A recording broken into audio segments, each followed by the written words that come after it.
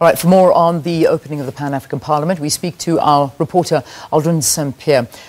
This year's session is conducted under the theme, Winning the Fight Against Corruption, a Sustainable Path to Africa's Transformation. Aldrin, a very, very good morning to you, and thanks for joining us. Talk to us, give us a scene setter there. Yes, a very good morning to everyone, including us as well here at the Pan-African Parliament, where, as you've indicated, it is the sixth session, ordinary session of the Pan-African Parliament, the fourth Pan-African Parliament. But as Ntagwana has indicated in that package, that something that we're looking forward to is the swearing in of these 18 new MPs, including, of course, the four that you've mentioned who are from South Africa, including the likes of Julius Malema, as well as Thandi Modise and Midrand Mandela. Quite importantly, though, is if you look at some of the previous MPs coming from South Africa, the likes of Floyd Shivambu was also an MP who has been delegated here by the Parliament, by the South African Parliament.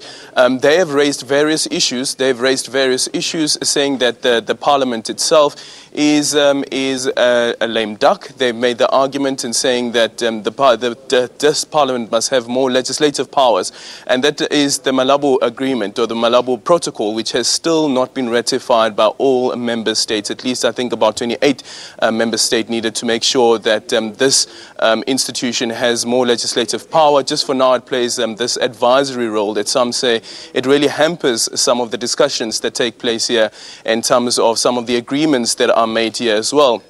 Also speaking on the issue around corruption, the document or the report by the AU looking into corruption will also be tabled here and also be discussed here by member states and how to deal with that issue. Tell you the last time that I was here, it was the report on illicit flows that was tabled by the former President Thabo Mbeki, and when I spoke to him a couple of years later, he spoke about the issue around how these member states, including the member states of the African Union, are failing to adhere to some of these submissions being made in terms of these reports that have been set up. And I'm just going to give you a shot quickly of some of these delegates, as well as the member states who are making their way here to today's session. There you have Midrand Mandela, who will be sworn in today as well as a member of the Pan-African Parliament, as we indicated early on.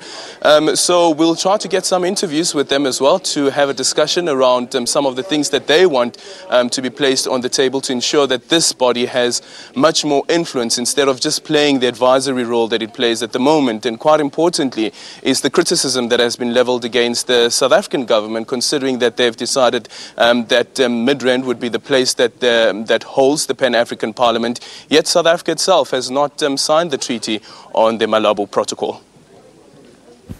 All right, Aldrin Sampear reporting to us from the Pan-African Parliament in Midrand, where we're going to see some of our parliamentarians being sworn in there. So thanks very, very much for that report.